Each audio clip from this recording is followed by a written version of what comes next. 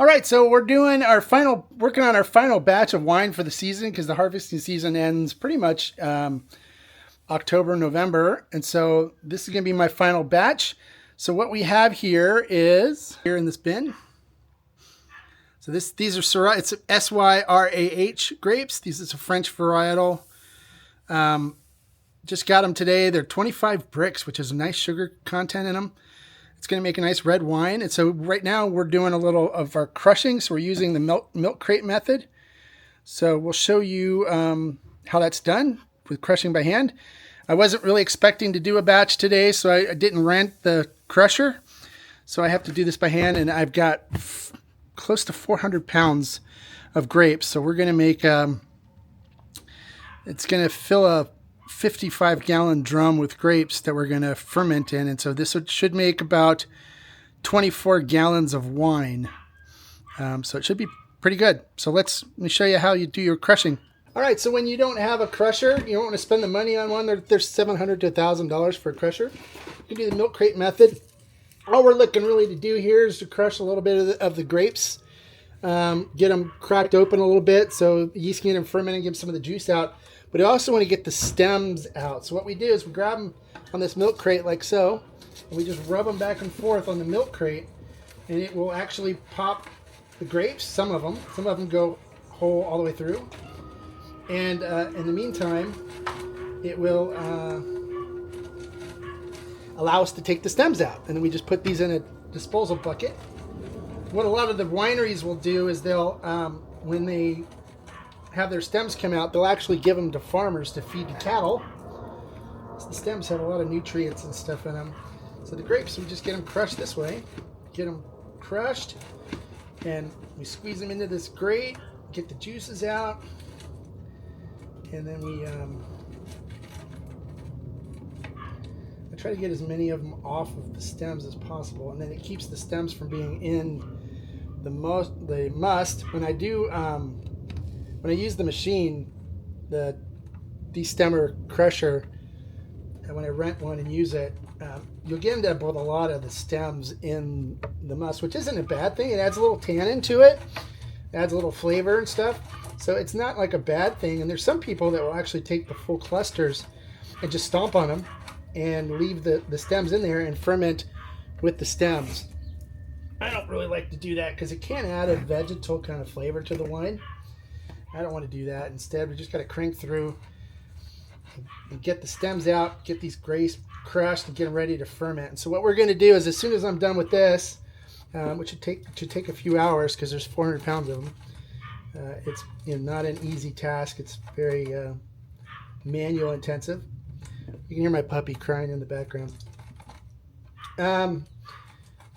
Once we're done, then what we're going to do is we're going to put some potassium metabisulfate in there, which will keep the wild yeast from fermenting. And then we're going to add some enzymes, some wallozyme enzyme. And what that'll do is it helps get the get some of the tannins and stuff out of the skins, the colors out of the skins, some of the aromas and flavors and stuff. It draws that stuff out of the skins while it soaks. And we're going to do a cold soak on this. I showed you guys a cold soak before on one of the previous batches. So we'll do a cold soak on this and get it so we extract some more of the colors. There should be a really rich purple color to it. And we'll have some of that, nice aromas and flavors that are coming from the skins as well. So stay tuned, and we'll show you that when that time comes. Hey there, we're at like a day 3 now, and we're going to go ahead and get the fermentation going. These buckets have been sitting in an ice bath, doing a cold maceration. So if you want to zoom in, you can see here, it's all great purple, so it's extracted a lot of colors and stuff from the grapes, so it's going to be really good. So we're going to go ahead and dump them into this 55-gallon drum here, which you should be able to see over here. And we're going to ferment in this. So the first thing we're going to do is start dumping them in, and then we want to make sure that the drum has been sanitized. So let's dump the remaining sanitizer out first. Make sure it's...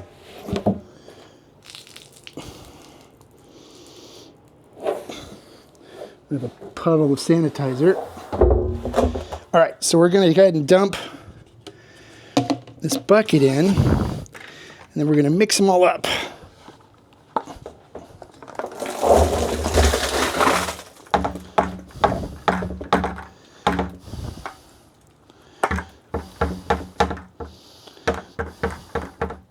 All right, so we got all the buckets dumped. So what we're going to do now is we're going to mix up this must. Make sure it's all mixed in nice and good here. You can see all the grapes in here.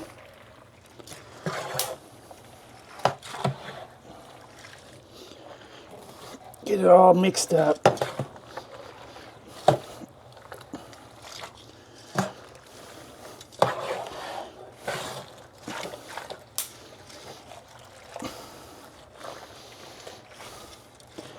And then what we're going to do is we're going to take a Brix reading to see what sugar level we're at. So we need to sanitize the spoon. Anything that we touches the must, we want to make sure it's sanitized.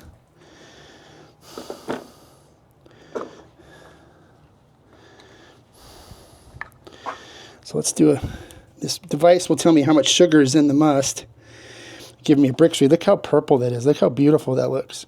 That's from the cold soak. Extracts the extra color from it. 24.6. So that's going to be really good. I'll give you the alcohol percentage later, but 24.6 Brix is good. That's perfect. This will be a nice hearty wine. So then what we're going to do is we're going to take some of this to use in the yeast sample, the yeast starter that we're going to do. So we can pitch the yeast. But first, let's take a temperature to see where it's at. We need it to be at least 60 degrees to pitch the yeast. So let me see where we're at, temperature-wise. 55, 56. Okay, it's close enough. Let me see what this has over here. 55. 52. All right, it should be close enough. The yeast should be okay with this. The whole object is we want to get the yeast to take off here and take over before any other yeast do. But what we're going to do is we're going to do a yeast starter with some yeast nutrient in it. And we're going to take a sample of some of the stuff from the must without taking any of the grapes in with it. We just want the juice primarily. And we're going to put this in with the yeast starter. So what we're going to do now is I'm going to have my trusty cameraman hold that. We'll put this over the barrel to keep the fruit flies out. They do a rubber band here. Hold this in place.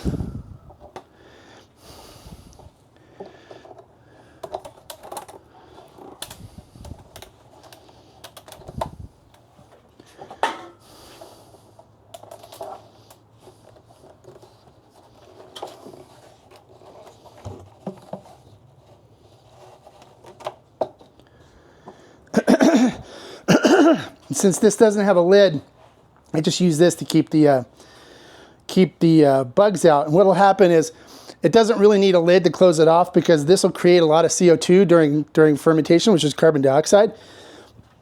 Any organisms can't live in a CO2 environment, so the yeast will pretty much protect itself. And then the yeast also creates some SO2, some sulfites, that'll also protect its environment for it. So once we get the yeast going, we're in good shape. So we'll go ahead right now and go inside and check out and work on the yeast. So we're here in the Hombre Cave lab, my kitchen. So what we're going to do is this is some yeast nutrient fermentation or yeast rehydration nutrient to help because I'm using a dried yeast, so this will rehydrate it and get it going for us. But first we're going to pour some of the must that we took out of the barrel in there to give it some sugars to play with and give it an idea of like the environment that it's going into. And then we're going to go ahead, this is 30 grams of close wine yeast that I'm using. And I picked close because I like the way it produces the flavors and stuff that we need. Excuse my dog. And then, so we'll go ahead and pitch this in and we'll let it rehydrate and then we'll come back to it in about a half an hour when it'll be ready to pitch. And then we'll we'll do the pitching. All right, so the yeast is going. If you look at that, you can see all the bubbles and stuff. It's already started fermenting the sugar. So we have a mini fermentation going on in here. So we got it going. It's creating a bunch of cells now. It's multiplying. So we're going to go ahead and pitch this into the barrel in the winery and let it take over. And then we'll check in on it tomorrow to see if the caps come up, and we'll do our first cap punching if it has. So we're going to go ahead and pitch the yeast, and what we're going to do is there's actually a mixing thing in here too from my stir plate, so we're going to make sure that doesn't get drawn in. So we're going to go ahead and pour this, but we're going to pour it all into one certain area here, because then all these yeasts will get together. It's like a big community, and they'll start doing their thing.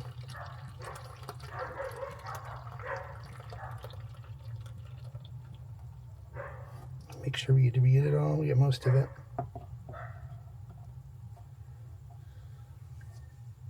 There's nutrients in there to get it started. All right, so we're going to go ahead and let that take off.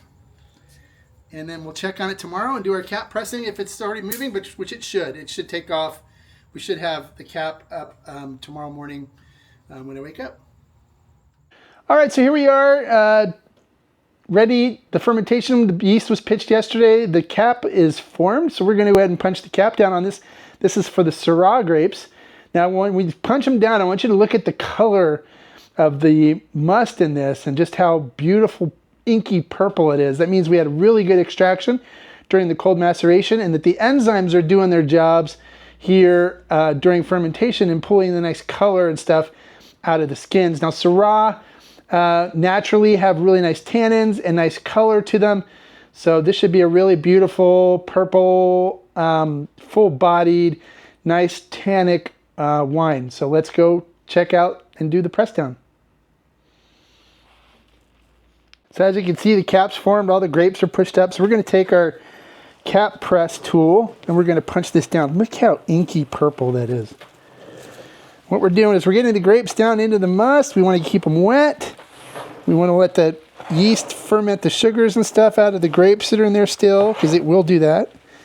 And we want it to draw as much of the beautiful purple color as we can in these grapes. And if you guys could only smell this, it smells wonderful. It smells really good. So we're keeping this right at around 75 degrees, which is great for this close wine yeast. And then we do this, we punch down the caps about 3 times a day. So it puts oxygen back into the must, because the yeast does need oxygen in order to ferment. And it keeps the grape skins wet so they don't dry out and mold doesn't form on them. So we do this 3 times a day, and we'll check back after fermentation when we're getting ready for pressing and do a video then. All right, so the grapes have been in the fermenter for about 9 days now. So we're going to go ahead and do the pressing on the Syrah grapes. And what we're going to do is we're going to use a bladder press for this. So what I'm going to do is I'm going to grab this pitcher here, fill it up with grapes and with wine, and we'll pour it into the bladder press. The free run will run out here into the carboy. And then once we fill up the press, then it's got the hose hooked up to it. We'll fill up this bladder with water. It'll expand and press the grapes against this grape.